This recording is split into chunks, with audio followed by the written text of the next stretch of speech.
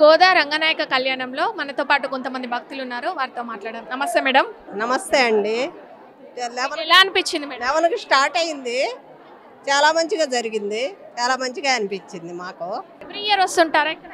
ఈ సంవత్సరం వచ్చాము. ఇంక ఇప్పటి నుంచి ఎవ్రీ ఇయర్ వద్దాం అనుకుంటున్నాం. ఆ స్వామి దయ. ఎలా అనిపించింది మేడం? చాలా బాగా అనిపించింది. మనతో పాటు ఇంకో మేడం ఉన్నారు, మాట్లాడదాం. నమస్తే మేడం. నమస్తే అండి. మీకు ఈ గోదా కళ్యాణం గురించి ఎలా అనిపించింది? చాలా బాగా అనిపించిందండి. ఇక్కడ బాగా చేస్తారు శ్రీనగర్ కాలనీలో వెంకటేశ్వర స్వామి గుడిలో.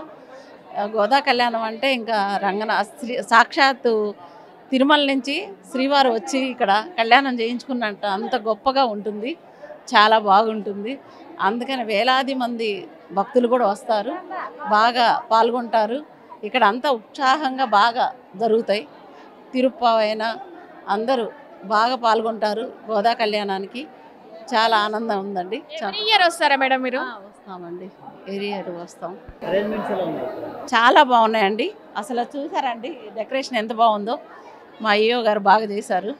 అందుకని మాకు ఈ గుడి అంటే చాలా ఇష్టం. చాలా అందరం వస్తాం, ఎంతోమంది వస్తారు. ఇంకా భక్తులు పెరుగుతున్నారే కానీ తరగట్లేదు.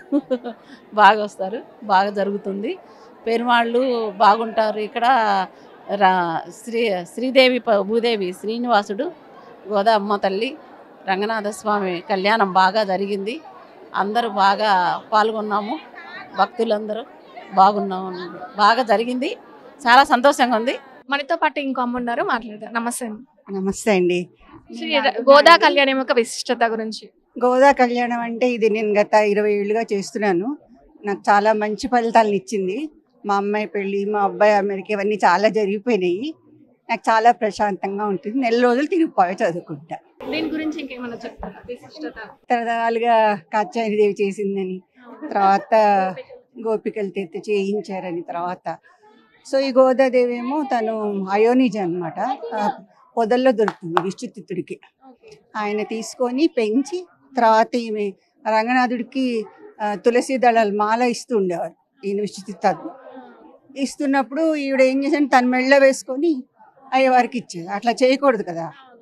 తర్వాత అయ్యవారు తెలుసుకొని పర్వాలేదు ఆవిడ నా భాగమే అని ఈ రోజున ఆయన తీసుకెళ్ళిపోతారు, కళ్యాణం చేసుకొని తీసుకెళ్ళి. ఇది కాదండి. నాకైతే అసలు మీరు నమ్మరు, ఈ మాసంలోనే సడన్గా నాకు శ్రీరంగ పాటలు నేర్చుకోవాలని అనిపించింది. ఆ పాట చూడంగానే వెతకంగానే శివశ్రీది శ్రీరంగ పాటే కనిపించింది.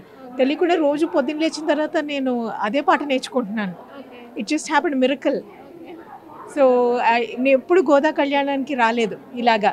This is our first experience. ఆ పాట భగవంతుడు అలా పాడించాడో అలా నేర్పిస్తున్నాడో తెలీదు.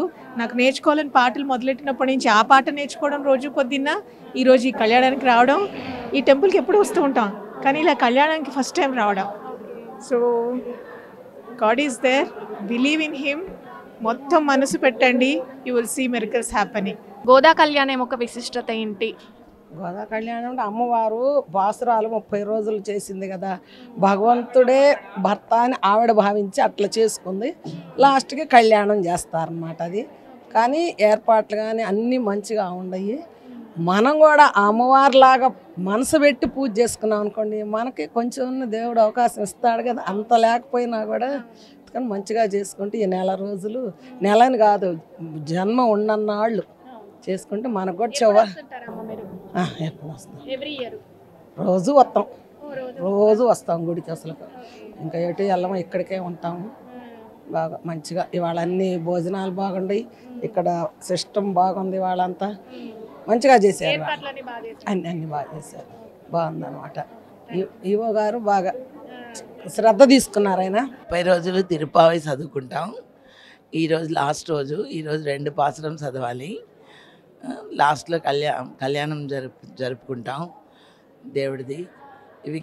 ఇవి అన్నీ చేస్తే తప్పకుండా మ్యారేజ్ అయిన వాళ్ళు, లేని వాళ్ళకి మ్యారేజ్ అవుతుంది. అన్నీ మనకి మంచిదే జరుగుతుంది కానీ ఇంకేం కాదు. ఇవి కంపల్సరీ అందరూ చేసుకుంటే మంచిది. శ్రీనగర్ కాలనీలో మరీ ఎక్కువ, దాదాపు ఒక 25 ఏళ్ళ నుంచి వస్తున్నాం. మొత్తం మంచిగా చేస్తారు ప్రతి